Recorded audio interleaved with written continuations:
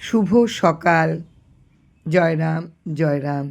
Doctor J M Dasgupta তখন থাকেন শ্রদ্ধানন্দ পার্কের কাছে ভাড়াটে বাড়িতে। ঠাকুর আছেন সেখানে। রথযাত্রা এসে গেছে। ঠাকুর বললেন দাশগুপ্তকে, রথযাত্রা রথ করবেন না ডাক্তারবাবু? আর মাত্র 3-4 দিন সময় বাকি, আর সম্ভব নয়। কিন্তু সে কথায় ভুলবার লোক নন ঠাকুর। তিনি বললেন একজন কাঠের মিস্ত্রিকে ডেকে আনতে। মিস্ত্রি এসে নীরবে দাঁড়ালো ঠাকুরের কাছে। ঠাকুর তখন বের করে কতগুলো কাগজের টুকরো দিলেন। কি করে রথটা তৈরি হবে সব নির্দেশ আছে। জীবনের কারিগর এবারে রথ নির্মাণের শিল্পশালায় উপস্থিত। এ যেন অন্ধকে হাতি দর্শন করাচ্ছেন ঠাকুর। রথের দিন প্রত্যুষে এসে হাজির হলো মিস্ত্রি। এবারে ঠাকুরের নির্দেশ মাত্র 3 ঘন্টার মধ্যে তৈরি হয়ে গেল একখানা পরিপূর্ণ রথ। সেই থেকে ডাক্তার দাশগুপ্তর বাড়িতে সূচনা হলো রথযাত্রার। রথে জগন্নাথের মূর্তিরূপে স্থাপন করা হলো শ্রী ঠাকুরের একখানা পট।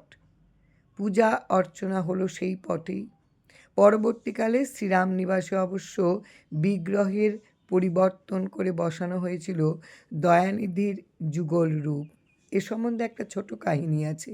এই দয়ানিধি বড় নির্মম, বড় নিষ্ঠুর। কোথাও গিয়ে অবস্থান করেন না তিনি। তার স্বভাব হলো ঘরে ঘরে ঘুরে বেড়ানো।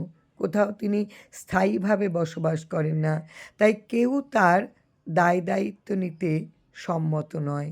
কিন্তু জনৈক সেবকের মাধ্যমে দয়ানিধি কৃপা করে এসে উপস্থিত হলেন শ্রীরাম নিবাসের দ্বার প্রান্তে। ঠাকুর তখন শ্রীরাম নিবাসে। ডাক্তার দাশগুপ্তকে ঠাকুর বললেন, এ বিগ্রহ কেউ স্থায়ীভাবে রাখতে চায় না, কারণ ইনি যেখানে যান তাদের কিছু থাকে না, সর্বনাশ হয়।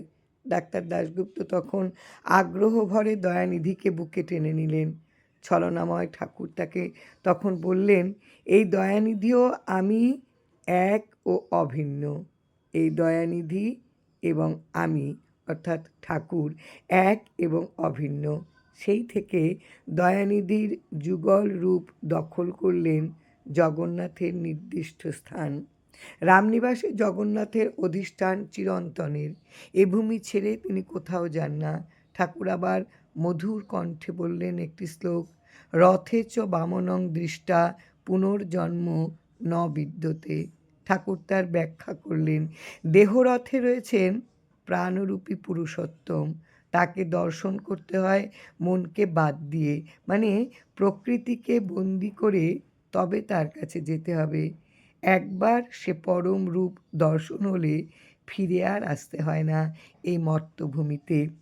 এইভাবে হলো রামনিবাসে রথের প্রতিষ্ঠা। জয়রাম, জয়রাম। গুরু কৃপাহি কেবলম।